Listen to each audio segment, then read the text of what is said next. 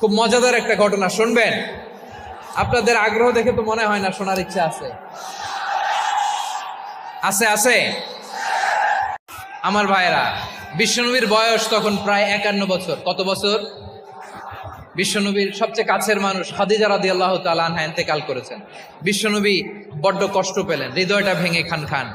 যিনি ঘরের ভেতরে বিশ্বনবীকে সান্ত্বনা দিতেন, ভালোবাসা দিতেন, বাইরে গেলে কুরাইশরা বকাঝকা করে, অত্যাচার করে, কিন্তু আম্মাজান খাদিজা রাদিয়াল্লাহু তাআলা আনহা ঘরটারে এমন শান্তির নীড় বানায় রেখেছেন, এই ঘরের ভিতরে ঢুকলে বিশ্বনবীর কলিজাটা ঠান্ডা হয়ে যেত। এজন্য রব্বুল আলামিন বলেন, খাদিজা, ও আমার বান্দি খাদিজা, জান্নাতে এমন স্পেশাল একটা ঘর আমি তোমার জন্য রেডি করে রেখেছি। ওই ঘরের মধ্যে কোনো আওয়াজ নাই, ওই ঘরের মধ্যে কোনো নয়েজ নাই, ওই ঘরে কোনো বিশৃঙ্খলা নাই। কারণ মক্কার জমিনে আমার নবী কুরাইশদের বিশৃঙ্খলা, নয়েজ আর ঝামেলাগুলোকে উপেক্ষা করে যখন তোমার ঘরের ভিতরে ঢুকতো, ঘরটারে তুমি শান্তির নীড়, ঠান্ডা, নীরব, নিস্তব্ধ, নিঝুম আর শান্তির নীড় বানিয়ে রেখেছো। এজন্য জান্নাতে স্পেশাল একটা শান্তির নীড় আমি তোমারে উপহার দেব। ওই প্রিয়তমা স্ত্রী খাদিজা ইন্তেকাল করলেন, বিশ্বনবীর হৃদয় ভেঙে খান খান। আবার ওনার চাচা আবু তালেব ইন্তেকাল করলেন, যিনি পলিটিক্যাল শেল্টার দিতেন নবীকে। কে দিতেন? আবু তালেবের ভয়ে, বিশ্বনবীর এই চাচার ভয়ে কোনো মুশরিক নবীর গায়ে হাত দেওয়ার সাহস পায় নাই। এখন স্ত্রীও নাই, চাচাও নাই, নবীকে আশ্রয় দেওয়ার কেউ নাই।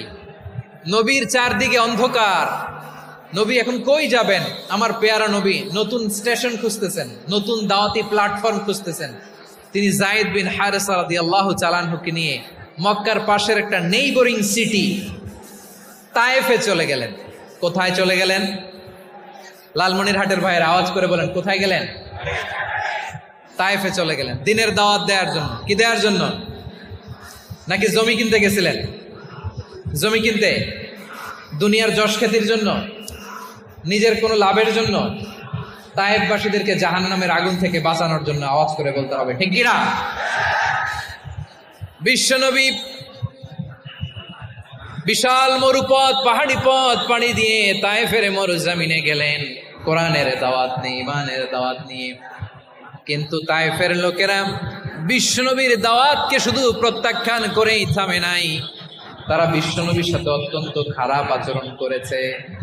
বিশ্বনবীকে শারীরিকভাবে হেনস্থা করেছে, আমার নবীকে শারীরিকভাবে অত্যাচার করেছে, আমার পেয়ারা নবীর গায়ে পাথর মেরেছে, বিশ্বনবীর গা বেয়ে ঝরঝর করে রক্ত ঝরেছে।